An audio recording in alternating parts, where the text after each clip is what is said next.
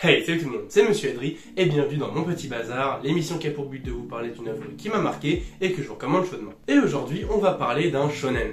Et ceux qui me connaissent déjà un petit peu savent à quel point je suis vraiment pas fan de ce genre, surtout le shonen neketsu. Mais bon, vous allez quand même voir que l'œuvre dont je vais parler aujourd'hui se rapproche bien plus d'un vagabond et d'un berserk plutôt que d'un Naruto, One Piece et compagnie. Et oui, car aujourd'hui, on va parler de Hell's Paradise, un manga écrit et dessiné par Yuji Kaku, et dont le premier tome est sorti en 2018 pour un total de 13 volumes, dont le dernier est paru en 2021. Et même si Yuji Kaku est principalement connu pour Hell's Paradise, qui a connu un franc succès, que ce soit au Japon, mais aussi en France, notamment avec l'anime qui est sorti l'année dernière, au printemps 2023, et ben le bonhomme, il en est pas à son coup d'essai. Il a par exemple commencé à publier son premier manga, Omoide Zeikan, en 2009, puis d'autres petites séries et d'autres one-shots, avant de se faire embaucher comme assistant par nul autre que Tatsuki Fujimoto, l'auteur de Chainsaw Man et de Fire Punch. Et oui, ça veut dire que Yuji Kaku a aidé Fujimoto à dessiner mon manga préféré. Et vous allez voir que le style de Fire Punch se ressent quand même pas mal dans Hell's Paradise. Et sinon, son dernier manga en date s'appelle Ayashimon, et il est fini depuis 2022. Mais bon, sinon, de quoi ça parle Hell's Paradise? Eh bien, c'est l'histoire de Gabi Malou, surnommé le Vide, en raison de ses capacités de combat hors du commun,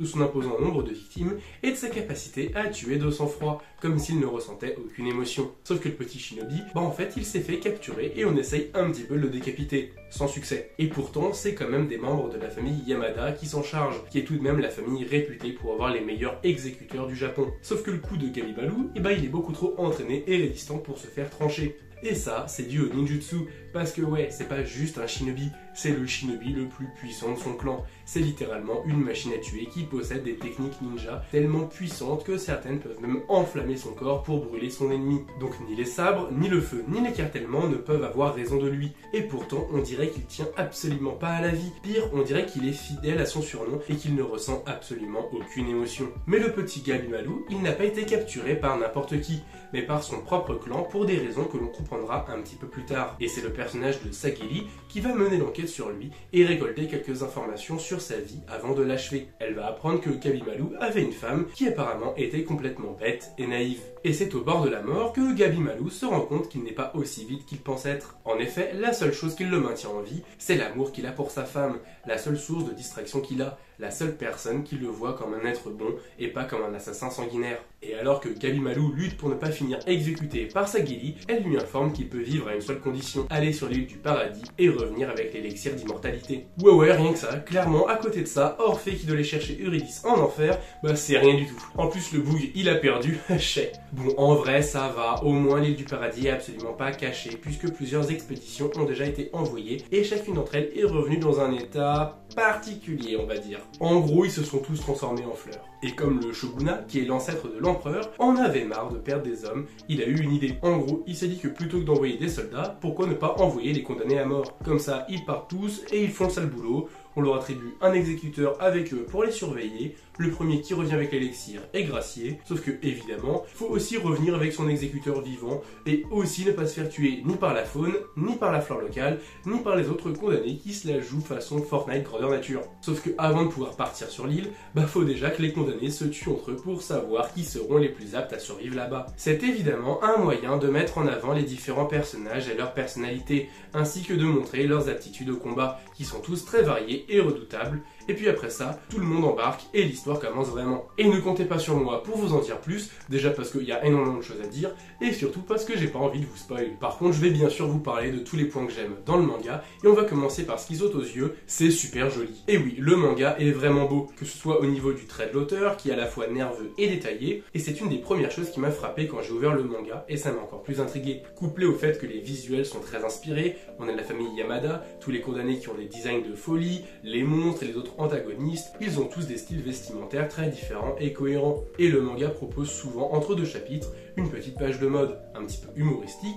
sur un personnage pour nous expliquer les détails de sa tenue, et parfois même les raisons de certains accessoires. Donc forcément, ça rend le tout plus cohérent et développe encore plus les personnages en rattachant le style de l'auteur avec son scénario. Et puis, il y a aussi tous les décors, généralement très luxuriants, on a aussi droit à des magnifiques temples, sans oublier les représentations mythologiques, religieuses et toutes les autres références. Les graphismes sont vraiment une des plus grandes forces du manga, autant que ce soit dans les moments de dialogue ou d'exploration que dans les scènes de combat. Et justement, parlons des scènes de combat. Bien évidemment, elles sont rythmées, dynamiques, très bien dessinées, mais ce n'est pas tout. Ici, on voit de simples humains face à des monstres et autres adversaires redoutables. Et à la manière de Demon Slayer ou de Berserk, on va voir jusqu'où l'humanité est capable d'aller pour continuer à survivre, en puisant toutes les ressources que le corps humain peut produire. Mais là, c'est poussé à l'extrême. En effet, nos personnages vont se voir développer des capacités hors du commun et devenir encore plus forts, comme une espèce de sixième sens qui permettrait de ressentir et comprendre encore mieux ce qui nous entoure. On aura donc droit tout au long de l'œuvre à des affrontements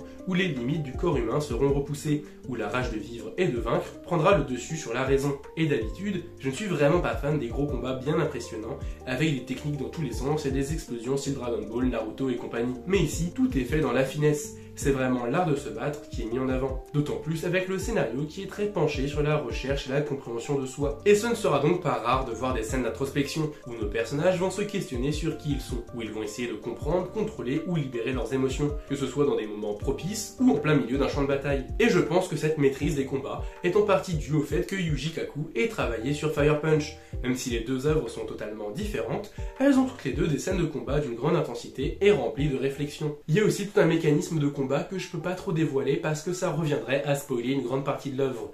Mais sachez juste que ça met vachement en avant les différences de chacun et ça sonne un petit peu comme un pouvoir de l'amitié en bien plus badass quand même. Et d'ailleurs, en parlant d'introspection et tout le blabla, le manga parle aussi pas mal de la place de la femme, notamment avec le personnage de Sagili, une femme qui a grimpé les échelons de la famille Yamada pour devenir une des meilleures exécuteuses du Japon, malgré tous les obstacles qu'elle a rencontrés, uniquement parce que c'était une femme. Et plusieurs fois dans le manga, on la voit hésiter, se poser des questions, se demander si elle est légitime ou s'il est toujours une femme malgré les combats, et c'est très intéressant. Bon, après c'est un manga écrit par un homme qui vit au Japon, donc niveau féminisme, on peut pas dire que c'est du high level, mais quand même, c'est un premier pas et c'est très encourageant. Bon, par contre, attendez-vous à pas mal de sexualité, souvent justifiée, mais parfois un peu gratuite quand même, mais jamais rien de vraiment très vulgaire ou de trop fanservice. Et au niveau des autres personnages, ils sont tous attachants pour différentes raisons. En plus de cela, ils bénéficient tous d'un bon développement qui les rend intéressants et diversifiés.